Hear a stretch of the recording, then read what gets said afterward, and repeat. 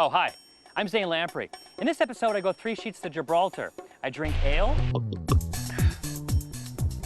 Yeah, that's good. I ride a unicycle. Me, my big mouth, and my sore nuts. And this guy stole my monkey. Hey! Yeah. It's a good show. Seriously, I want my monkey back. Where did he go?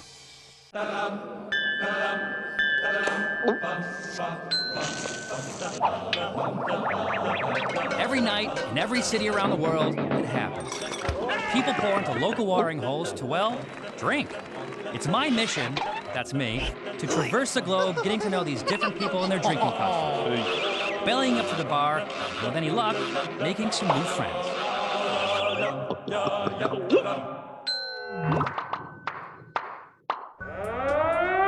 Warning, when you go to Gibraltar, don't mess with the monkeys.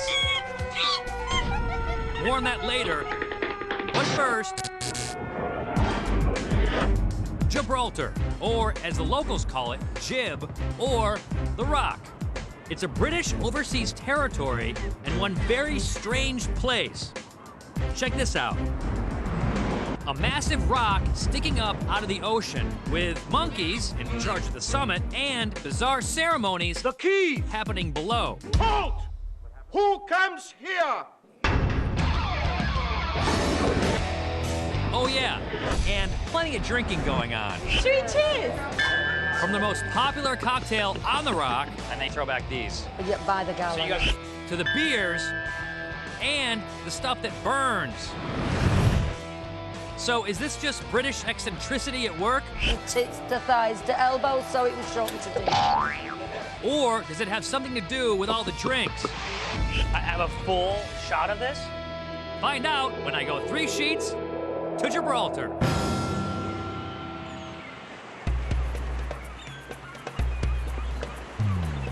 I made the mistake of telling the crew that I learned how to ride a unicycle when I was 12.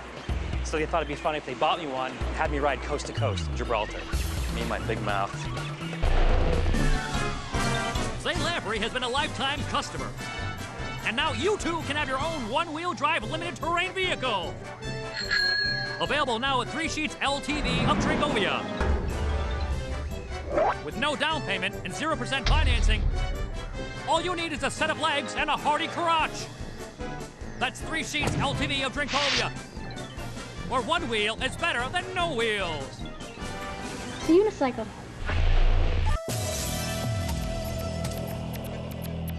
By the way, Gibraltar is only 2.5 square miles, so my coast-to-coast adventure in search of a good bar seems doable. Nice goatee. Especially since they let you carry open containers in public. Woohoo! Save that beer.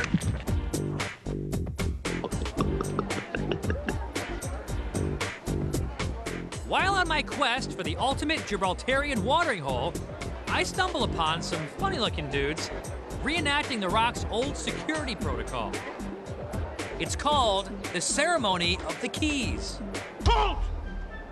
Who comes here? The keys! Whose keys? King George's keys. Advance! King George's case! All's well! I'm with him, okay? Did you hear what he just said?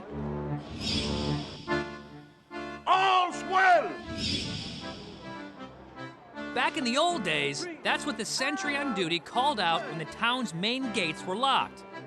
You're now being posted on sentry duties. Okay. I wish you well. We will see you in 24 hours. Oh, okay. Sentry, by the center. Quick, march. All's Well is also the name of a cool pub just across the square. I'm in! Not only is this place a piece of local history, but the bartender is also legendary. D, the drink master. D, is it just D? Well, it used to be Denise, but when the sailors used to come in and I used to say, my name is Denise, they'd go, oh, the tits, the thighs, the elbows, so it was shortened to D. It made it easier. A lot easier. Dee's been serving up drinks here since 1980. And she says the most popular drink among British sailors is a JC. Jesus Christ, that's John a good... Collins. Oh, John Collins. John Sorry, I didn't know. Now, I gotta tell you, when I hear the words John Collins, I'm thinking whiskey, lemon, lime, sugar, and soda water. But this is a John Collins made popular on Gibraltar by British Navy types. But the boys like to party when they come here because it's an R&R.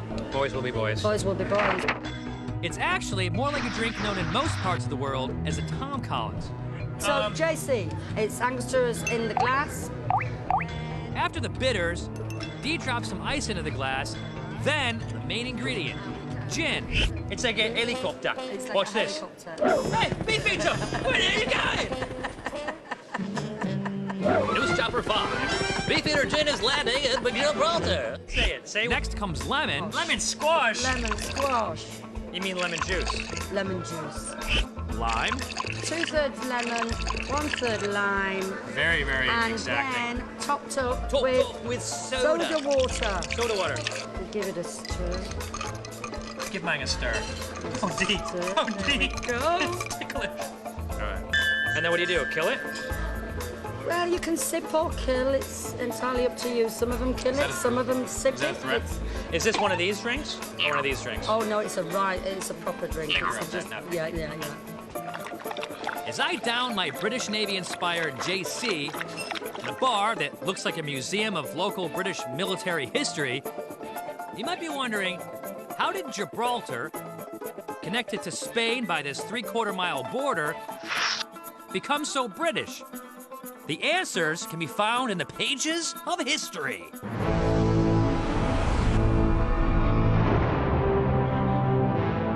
Because of Gibraltar's deep ports, access to the Mediterranean, its location in southern Europe, and access to Africa just beyond the horizon to the south, it has been seen by many nations throughout history as a place of strategic naval advantage.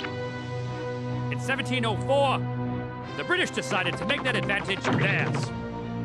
They stormed the Rock and seized it from Franco-Spanish troops.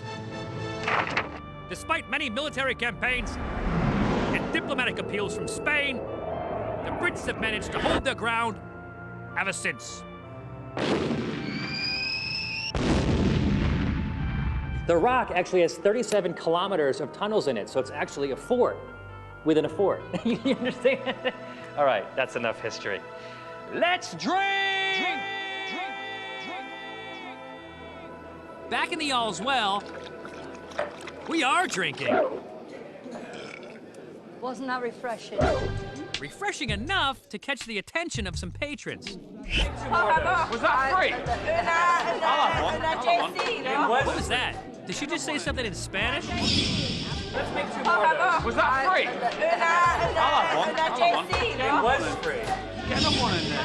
I'm guessing she's had her fair share of drinks because we're not actually in Spain. That's actually what we're making. Apparently, she wants in on a piece of our drinking action. Angosturas bitters, Angosturas bitters, a gin, a gin, 2/3 lemon squash, and 1/3 lime juice, and top it up with It sounds soda water. lovely. Yeah. And then some... I think I should have one. I'll have one. Oh, that's lovely. Should we cheers? You know, this could be a ski patrol brewing.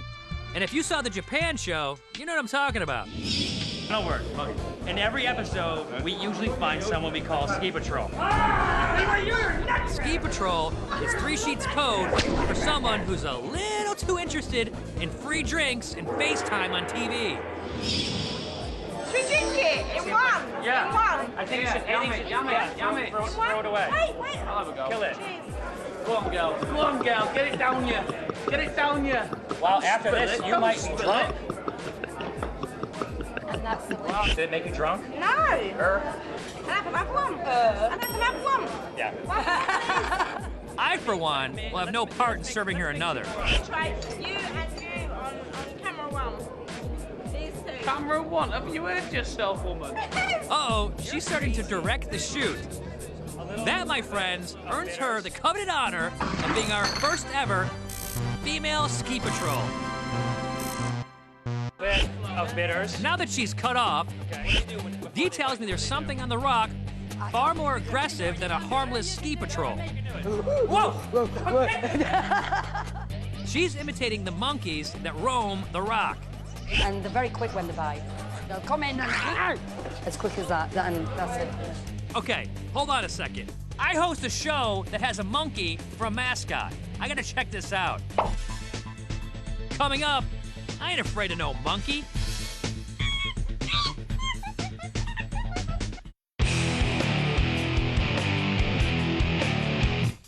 Right now, I'm in Gibraltar, where a local bartender has warned me of the vicious monkeys. And in honor of Pleplius, I'm gonna go check it out. Hi. Hi. Hi. At first, these macaque monkeys may seem harmless, but they do have some seriously sticky fingers.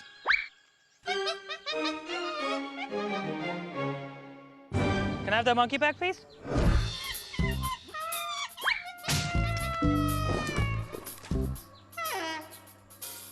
Honestly, if you just give me the monkey back, we'll call it even. I'm boring you. I'll give you a banana, beer. You can mate with our sound guy. No? Can I have the monkey, please? Can I have the monkey? Can I just get... can I just get my monkey? Damn it. That was unexpected. I'll take that as my cue to head back to the town square.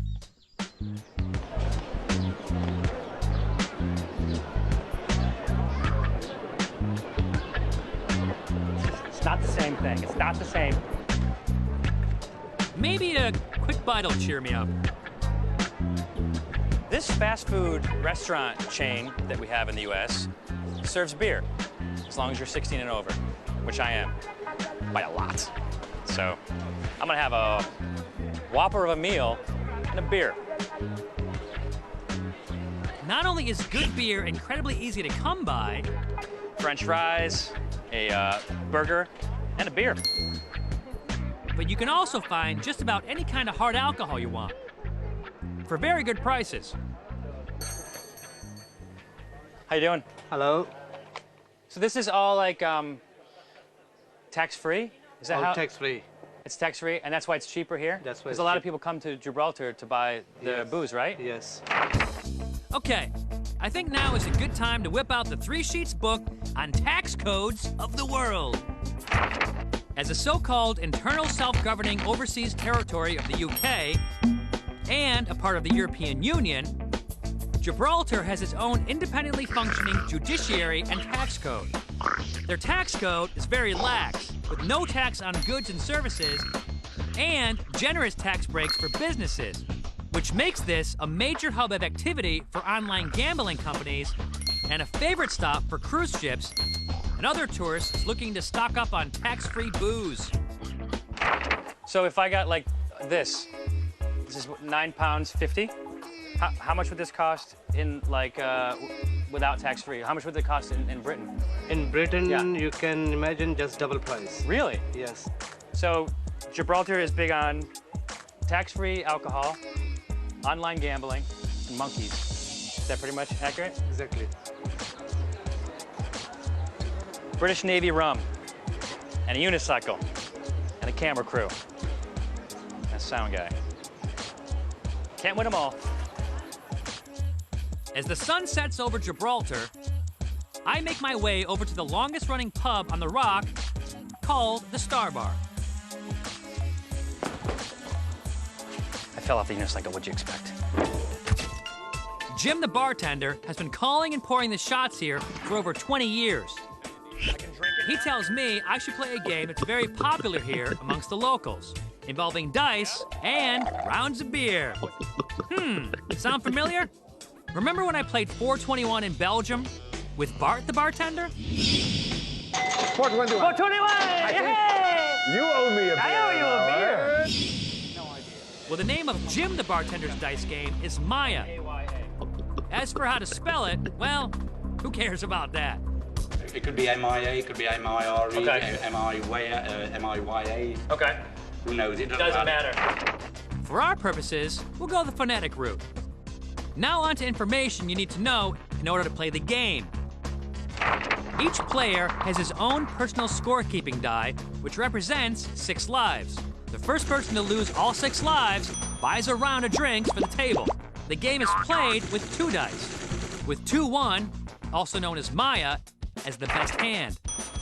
Below that are the pairs, and below all the pairs are the combinations, leading all the way down to 3-1, known in these parts as a not-so-lucky Irish Maya.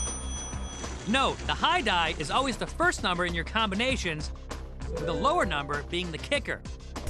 We're all set. Let's play the game. You roll the dice, and without letting anyone else see, you peek and call out a score. 5-3. Oh, easy. Alistair has chosen to believe me and try to beat my combination. Notice he didn't actually beat me, so he's forced to lie. 5-3 again. Wow. Now Alistair hopes that Oz will believe him, but no such luck. So he's Caught him lying, which so means he he loses a lie, alive. and he starts again. Alistair's now down to 5 lives, and since he lost, he starts the next round. It's an Irish Maya. Since that's the worst possible hand, Oz can't lose, so he believes him, and he rolls, calling out the one combination that's worth 2 lives. I'm gonna call Maya. Okay, that's the best hand you can get. Now, if Jim lifts the cup and it's Maya, Jim loses 2. If it's not Maya, Oz will lose 2 lives. But Jim is very shrewd. I'm going to believe him. And You're taking it. discretion being the better part of valor, I'm losing 1 life. Instead of 2. I'm not lucky. Whoa! We continue to roll, pass, bluff, and get caught bluffing on occasion until someone loses all 6 lives. My favourite throw. A paraphrase. I'll thank you now for buying the drinks, if you will. Oh, baby! Oh! Well done, lad. I wanted to buy. Coming up, the most popular English ale on the rock. Thanks. Plus, my extrasensory powers of proof perception are put to the test with a glass of the strong stuff. Wow! I have a full shot of this?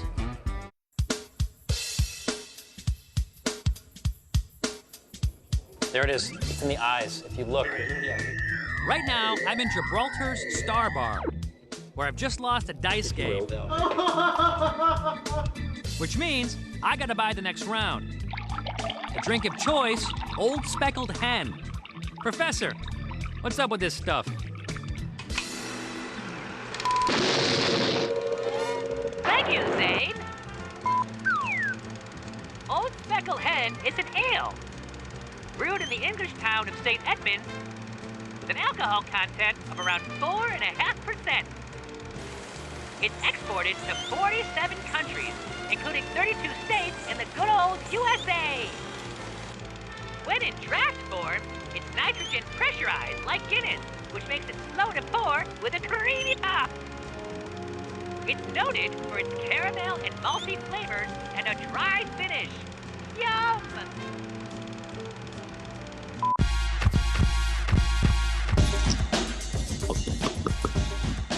Wow. That's good Old Speckled Hen. After getting my friends the obligatory round of their favorite ale, Jim whips out something a bit more hardcore, and these guys want to see if I can guess its strength. You want me to impress you? Yeah, that's what I'm thinking, yeah. I think it's time for the not-so-patented 3 sheets finger dip test.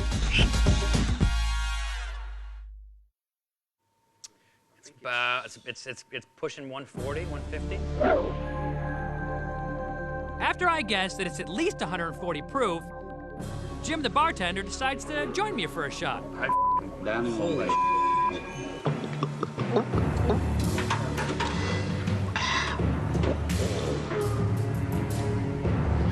But the feel-good factor in 2 minutes, and you'll feel good for half an hour. Mercy. So the mystery booze is Stroh, an Austrian rum. But the real question is, what's the 80 all about? 80. 80 proof. So, no, 80%. 80% alcohol. Yeah. That's some dangerous. Dangerous. That's right, 160 proof. Ouch! I'd call that the perfect finishing touch to a very strange day. Full of musket-toting, wig-wearing dudes, ski patrol, and those thieving monkeys. Not only am I gonna be hurting tomorrow, I'm guessing it could be another strange night of drink-induced dreams.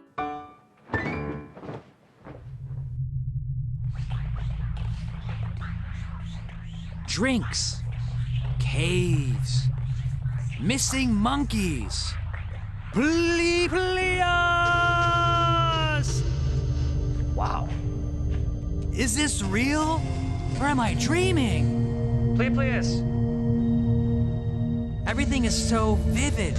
It's like watching HD. Oh my gosh, that is my monkey. It's a baby bottle. Please, you're not a cave monkey. That's weird, dude.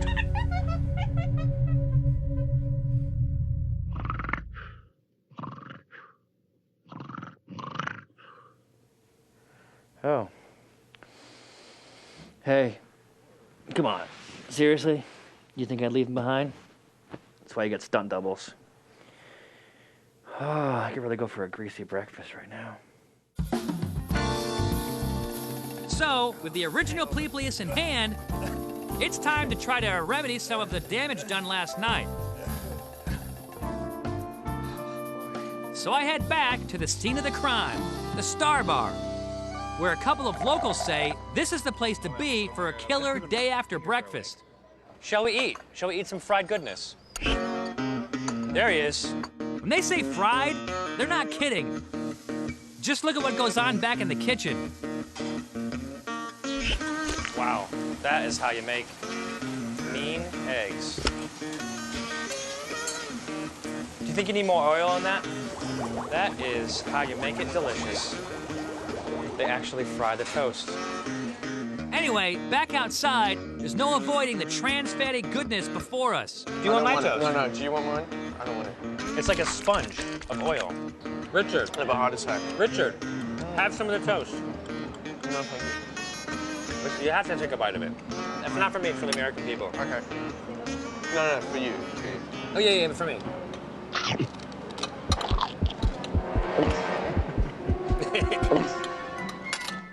The local theory is more grease dilutes the alcohol in your arteries. Of course, it also hardens them. But that's the price I pay as the drinking ambassador to the world. Oh, Nico, that's ticklish. And a welcome sacrifice it is.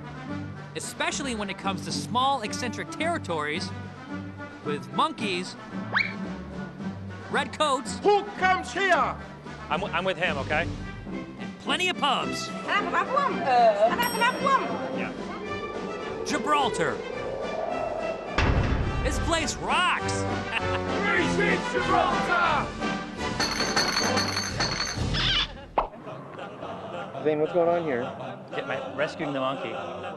Come on, buddy. Whoa. Sorry.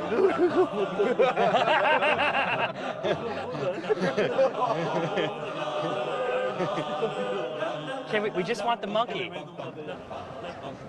Excuse me.